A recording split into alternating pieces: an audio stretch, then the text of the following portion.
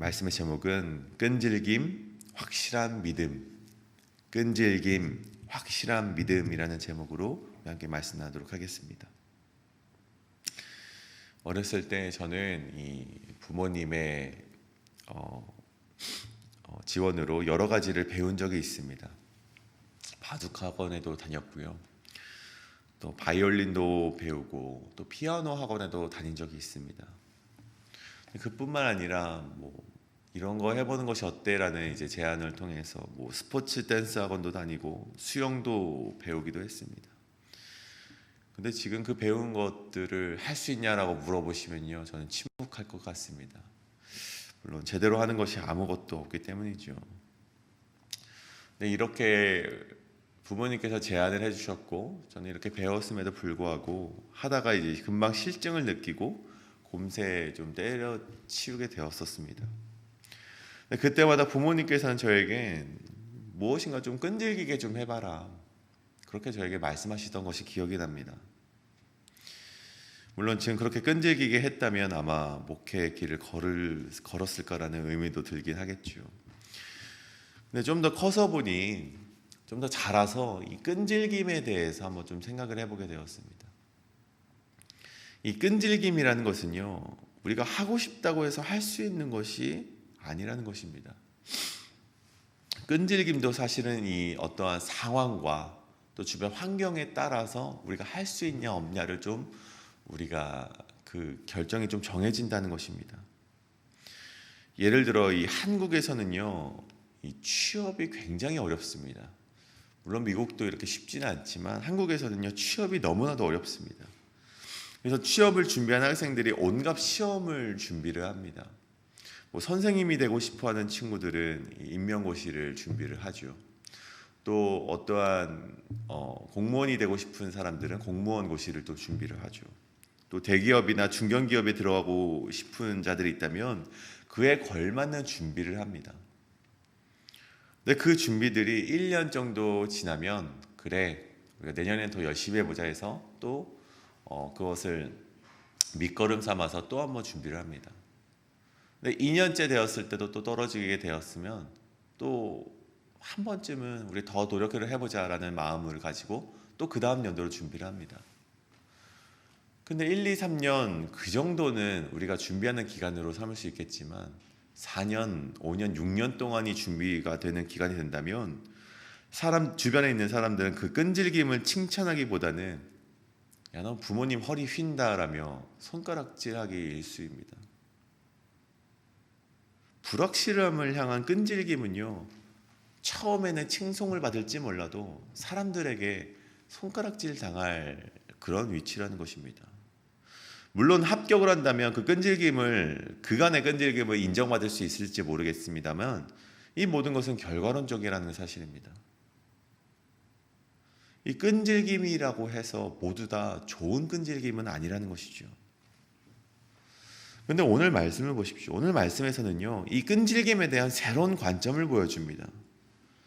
불확실함이 아닌 확실한 것을 향한 끈질김은요, 칭찬을 넘어서 예수님의 기적을 맛보게 된다는 것입니다. 다시 한번 말씀드립니다. 불확실함을 향한 끈질김은요, 사람들의 질타를 받을 수 있겠지만 확실함을 향한 끈질김은 칭찬을 넘어서 예수님의 기적을 맛보게 된다는 것입니다. 그렇다면 확실한 것이 무엇입니까? 확실한 것은 예수 그리스도의 복음입니다.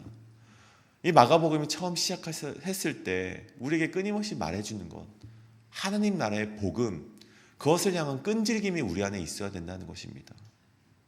포로된 것을 자유하게 하고 멀어있던 것을 다시 보게 하고 눌려있던 것을 자유롭게 하는 하나님 나라의 복음이, 정말 그것을 향한 끈질김이 우리로 하여금 칭찬을 넘어 예수님의 기적을 맛보게 한다는 것이죠. 저는 우리 성도님들께서 다른 어떤 것에 끈질리게 매달리는 것을 원치 않습니다. 다만 단 한 가지, 우리 예수 그리스도를 의지하시되 끈질기게 의지하시는 우리 성도님 되시길 간절히 축복합니다. 그것이 여러분을 한평생 올가매고 있었던 약함과 두려움과 걱정으로부터 자유하게 할 것입니다. 이것이 바로 오늘 말씀에 나오는 수로보니게 여인의 믿음이었습니다. 예수님께 끈질기게 매달려 나음을 얻었던 이 수로보니게 여인, 이 여인의 이야기를 통해서 예수님은 우리에게 또한 어떠한 메시지를 전해주고 계신지, 또 예수님께서 계속해서 말씀하시는 하나님 나라의 비밀은 무엇인지 우리 함께 오늘 말씀을 통해 살펴보고자 합니다. 첫째로 수로보니게 여인을 통해서 예수님은 우리에게 가르쳐주고 계신 것이 있는데, 그 첫 번째는 신앙의 본질을 보여주셨다는 것입니다. 수로보니게 여인을 통해 예수님은 신앙의 본질을 우리에게 보여주셨다는 것이죠. 26절에 보면 이 수로보니게 여인에 대한 설명이 나옵니다. 그 여자는 헬라인이요 수로보니게 족속이라 자신의 딸에게서 귀신 쫓아내 주시기를 간구하거늘. 유대인들은요 이방인들을 일반적으로 헬라인이라고 불렀습니다. 그런즉 보면 이 여인은 이방인이었다는 것이죠. 또 뒤에 절을 보면 수로보니게, 수로라는 지방의 보니게라는 뜻입니다. 풀어 말하면 수로는 시리아라는 지역을 뜻합니다. 또 보니게는 이 페니키아를 말합니다. 이 수로보니게 족속이라는 것은 이 지역은요 역사적으로 우상 숭배가 팽배했던 지역을 말합니다. 근데 우상 숭배를 넘어서요 이 지역은 인신 매매, 인신 제사가 행해지는 동네였습니다. 근데 그런 동네에 속한 사람이 바로 이 여인이었습니다. 그뿐만이 아닙니다. 오늘 말씀해 보니 자신의 딸이 귀신 들렸던 여인이었다는 것이죠. 즉 26절만 보아하더라도 유대인들이 싫어하는 요소를 모두 갖춘 것이 바로 오늘 말씀의 주인공 수로보니게 여인이라는 것이죠. 이 여인이 오늘 마가복음 말씀에 나와 있지 않지만 같은 이야기를 다룬 마태복음 15장 말씀을 보면요, 이 여인이 와서 예수께 와서 소리 지르되 자신의 딸을 구해달라고 요청을 했다라고 기록이 되어 있습니다. 예수님께 와서 엎드리며 소리를 지르면서 예수님 내 딸 좀 구원해 주시옵소서 이렇게 요청을 하고 있는 것이죠. 그런데 이 다음 상황이요 굉장히 놀라운 상황이 펼쳐집니다. 예수님께서 그 여인을 고쳐주셨을까요? 그렇지 않았다는 것입니다. 예수님께서 이 여인의 요청에도 불구하고 아무 대답도 하지 않으셨다는 것입니다. 침묵하셨다는 것입니다. 근데 그럼에도 이 여인이 끈질기게 예수님께 매달리며 소리를 칩니다. 예수님 제발 내 딸 좀 구원해 주시옵소서. 옆에 있던 제자들이요 듣다 참지 못했던 제자들이 예수님께 이렇게 말을 합니다. 이 여자가 우리 뒤에서 소리를 지르오니 그를 보내소서. 그러니까 이런 풀어 말하면 예수님 웬만하면 좀 치료 좀 해서 보냅시다. 저렇게 시끄럽게 하는데 언제까지 예수님 그냥 내버려 두실 것입니까? 저렇게 소리 지르는데 예수님 치료해서 보내시죠. 이 말씀, 이 여자를 우리 뒤에서 소리를 지르오니 그를 보내소서, 이 말씀은요 이 여인을 향한 동정심이 아니라 귀찮음에서 비롯한 이기심에 더욱 가까운 대답이었다는 것입니다. 그리고 예수님은 그제서야 입을 떼시고 이 여인이 아닌 제자들을 향해서 이러한 말씀하십니다. 마태복음 15장 24절 이런 말씀하십니다. 나는 이스라엘 집에 잃어버린 양 외에는 다른 데로 보내심을 받지 아니하였노라. 오늘 이 말씀 역시도 좀 낯선 예수님의 모습입니다.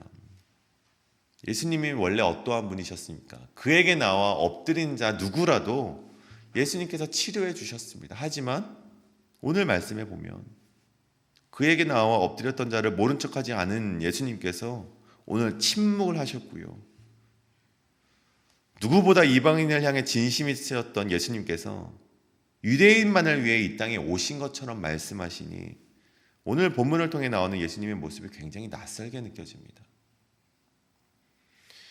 물론 우리가 하반절의 결론을 알고 있듯이 이 말씀은 예수님의 진심은 아니었습니다. 그렇다면 왜 예수님께서 이런 낯선 모습을 오늘 말씀을 통해서, 성경 말씀을 통해서 우리에게 보여주고 계시는가? 우리가 그것을 생각해 보아야 됩니다. 이 말씀은요 제자들을 일깨워주고자 하셨던 예수님의 가르침이라는 것입니다. 제자들의 마음에는요 예수님이 유대인만을 구원하기 위해 오신 존재라고 생각을 했기 때문에 예수님께서는 그 생각을 깨시고자 이 수로보니게 여인을 통해서 제자들에게 말씀을 하셨다는 것이죠. 그런 제자들에게 묻는 것입니다. 나는 이스라엘의 집에 잃어버린 양 외에는 다른 데로 보내심을 받지 아니하였노라. 이 말을 풀어 얘기하자면 너희는 나를 이스라엘 유대 민족에게만 보내심을 받았다고 생각하지 않느냐. 그런데 어찌하여 이방 여인이 성가시게 한다고 그녀의 소원을 들어주라 하는 것이냐. 예수님은요, 이 수로보니게 여인을 통해서 제자들이 깨닫길 원하는 것이 있었습니다. 철저히 종교화되어 버리고 행위만 남아버린 유대민족 신앙으로는 하나님 자신이신 예수님께 다가올 수 없다는 사실이었습니다. 다시 한번요, 종교화되어 버리고 행위만 남아버린 그 신앙으로는 예수님 앞으로 나아올 수 없다는 것을 오늘 예수님이 제자들에게 말씀하시고자 하는 것이었습니다. 그렇다면 예수님께 다가갈 수 있는 방법이 무엇입니까? 예수님 앞에 엎드리고 간절하고 끈질긴 마음으로 의지하며 나오는 자만이 예수님을 만날 수 있는 자라는 것입니다. 그리고 그가 바로 하나님 나라의 백성임을 예수님께서 제자들에게 오늘 수로보니게 여인의 이 말씀을 통해서, 끈질김을 통해서 제자들에게 가르치고 있다는 것입니다. 그렇다면 이 제자들뿐만 아니라 우리 역시 이 말씀을 통해서 깨닫게 되는 것이 있습니다. 먼저 신앙 안에서 이렇게 하면 내가 믿음의 행위를 할 만큼 했다라고 생각하는 것들을 깨어내야 된다는 것입니다.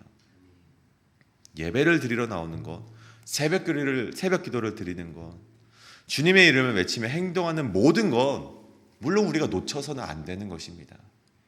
그런데 이것을 통해서 우리가 혹여나 그리스도인으로서의 자격이나 믿음이 충족되었다고 생각하는 것들을 우리가 멈춰야 된다는 것입니다. 때로는 예수님께서 침묵하실지라도 내가 만들어낸 예수님을 향한 정형화된 신앙의 루틴보다 예수님을 향한 끈질김과 간절함이 있는지 되돌아봐야 된다는 것입니다. 그 끈질김과 간절함으로 날마다 예수님 앞에 엎드리는 자가 결국 예수님을 향한 진정한 신앙의 모습임을 우리가 기억하시는 이 새벽 되시길 간절히 소원합니다. 그렇다면 두 번째로 수로보니게 여인을 통해 예수님은요, 믿음이란 무엇인가를 우리에게 가르쳐주고 계신다는 것입니다. 다시 한번 수로보니게 여인을 통해서 예수님은 믿음이란 무엇인가를 우리에게 보여주고 계시다는 것입니다. 그렇게 끈질김과 간절함으로 기회를 얻게 된 수로보니게 여인이 예수님 앞에 나옵니다. 그런데 예수님께서는 그 여인에게 참으로 모진 말씀을 해주셨습니다. 27절의 말씀이죠. 예수께서 이르시되 자녀로 먼저 배불리 먹게 할지니 자녀의 떡을 취하여 개들에게 던짐이 마땅치 아니하니라. 굉장히 모진 말씀이죠. 그런데 이 말씀을 우리가 이해하기 전에 우리가 이 유대인들의 이 교육 방식, 유대인들의 그 문화를 좀 이해할 필요가 있습니다. 이 유대교의 교육법은요, 질문으로부터 시작이 된다고 합니다. 우리는 보통 자녀들을 향해서 어렸을 적에 자녀들을 향해서 오늘 학교에서 선생님에게 무엇을 배웠니? 라고 묻지만 이 유대인들은요, 그렇게 묻지 않는다고 합니다. 유대인들은 자녀들을 향해서 오늘 선생님께 무엇을 질문했니? 이렇게 우리 묻는다고 합니다. 유대인들은요, 이 질문하는 것, 이렇게 묻는 것이 바로 지혜를 얻는 근본적인 힘이라고 믿고 있었습니다. 유대인들은요, 일반적으로 이방인들을 괴처럼 취급했습니다. 물론 예수님께서 유대인이셨지만 예수님께서는 결코 이방인들을 개처럼 여기시지 않으셨습니다. 예수님은요, 이방인들을 가리켜서 그들을 위해서 오신 의사라고 말씀하셨죠. 이 사람 건강한 자는 필요 없듯 나는 이 병든 자를 고치러 오셨다 말씀하셨듯이 이방인들을 위해서 이 땅에 오셨고 그들을 개처럼 취급하지 않으셨습니다. 그렇다면 오늘 본문 역시 예수님의 생각이 아니라는 것을 우리가 손쉽게 깨달을 수 있습니다. 그렇다면 유대인들이 이방인들을 향한 일반적인 생각을 예수님께서 마치 자신의 생각인 것처럼 그녀에게 들려주시면서 질문을 하고 계시는 것이라는 사실이죠. 그녀의 생각을 묻고 계시는 것입니다. 즉 풀어 이야기하자면 여인아, 유대인들은 자녀의 떡을 취하여 개들에게 던짐이 옳지 않다고 하는데 너는 이것을 어떻게 생각하느냐? 너는 이것을 어떻게 생각하니? 이렇게 여인을 향해 묻고 계시다는 것입니다. 이때 이 여인이 어떠한 믿음을 가지고 나왔는지 명확하게 보여주는 구절이 있습니다. 바로 28절이죠. 여자가 대답하여 이르되 주여 올소이다마는 상 아래 개들도 아이들이 먹던 부스러기를 먹나이다. 아멘. 식탁 밑에서 개에게 빵 부스러기가 반드시 떨어지듯이 비록 이방인이라 할지라도 자신에게 반드시 하나님의 은혜와 능력이 임할 것을 믿는 확고한 믿음이 이 여인에게는 있었다는 것입니다. 많은 것이 필요 없습니다. 부스러기 하나라도 있으면 하나님의 은혜와 능력이 자신에게 임할 것이라는 것을, 그런 믿는 믿음이 이 여인에게 있다는 것입니다.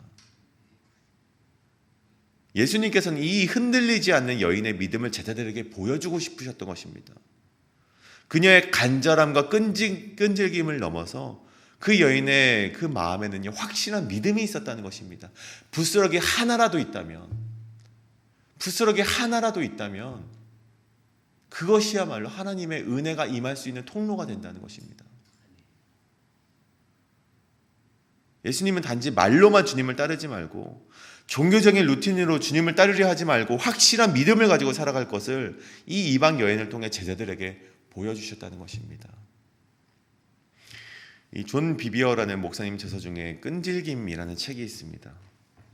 그 속에서 끈질긴 그리스도인을 이렇게 정의하며 나아갑니다. 어떠한 역경이 닥쳐도 하느님을 향한 믿음과 순종과 소망을 포기하지 않는 사람이 바로 끈질긴 그리스도인이라는 것이죠. 예수님만이 이 문제를 해결하실 수 있다는 확실한 믿음이 결국 헬라인이라는 장벽과 수로보니게 출신이라는 낙인과 귀신 들린 자의 엄이라는 손가락질로부터 이 수로보니게 여인을 구원하였고, 결국 예수님의 기적과 구원의 손길을 맞이하게 되었다는 것입니다. 이것이 오늘 마가복음에서 나오는 하나님 나라를 어떤 자가 소유할 수 있는가, 바로 이 믿음을 가진 자가 소유할 수 있는 것이 바로 하나님 나라라는 것을 다시 한번 보여주고 있는 것입니다. 오늘 말씀 정리하며, 오늘 우리가 주님의 이름을 부르고 주님께 드리는 예배는요, 정말로 귀한 것입니다. 또한 시간을 들여 기도하고 전도하며 시간을 투자하며 모임을 갖는 것도 우리가 반드시 해야 되는 중요한 일입니다. 하지만 그러한 일들이요, 단지 내가 남들에게 기독교인임을 보이기 위해서나 습관적으로 마음의 위안을 삼기 위한 것이라면 우리의 믿음을 점검해야 된다는 것입니다. 우리가 어떠한 삶을 살았는가, 어떠한 신분을 가졌는가, 어떠한 죄를 가졌는가 보다 더욱 중요한 것은요, 지금 내가 주님 앞에 엎드려 있는가, 내가 지금 간절함과 끈질김을 가지고 예수님 앞에 엎드려 있는가, 이것이 더욱더 중요하다는 것입니다. 하나님은요, 어떤 정형화된 루틴의 신앙의 모습보다 그것을 더욱더 중요하게 여기신다는 사실입니다. 사랑하는 우리 성도님, 오늘 이 새벽 주님 앞에 엎드리시는 성도님들의 무릎이 되길 간절히 소원합니다. 물론 중요합니다. 예배를 드리는 것 중요합니다. 새벽 기도 나오는 것 더 중요합니다. 날마다 기도의 자리를 지키는 것, 날마다 우리가 찬양하며 나오는 것, 그것을 끝까지 지키시는 성도님 되시길 원합니다. 하지만 더욱 중요한 것은 무엇입니까? 그 마음 가운데, 그 정형화된 루틴 가운데, 그 속에 하나님을 향한 간절함과 끈질김이 있으시길 간절히 소원합니다. 그러한 믿음을 가지고 오늘도 기도의 자리로 나아가시는 성도님 되시길 간절히 소원합니다. 우리 이 시간 함께 기도하며 나아가실 때 우리가 이렇게 기도하길 원합니다. 하나님, 내가 그 신앙의 본질을 소유하길 원합니다. 우리 수로보니게 여인처럼 하나님 앞에 끈질기게 간절함으로 나왔듯이 우리가 그러한 마음으로 오늘 기도하는 자리에 나오길 간절히 소원합니다. 주 아버지, 또한 우리가 기도하는 것은 우리가 예수님께서 비록 우리에게 침묵하시고 모질게 우리가 응답하실지라도 그럼에도 불구하고 간절함을 가지고 그럼에도 불구하고 끈질김으로 하나님께 나아갈 수 있는 우리 성도되게 하여 주시옵소서라고 함께 기도하며 나아가도록 하시겠습니다. 기도합니다.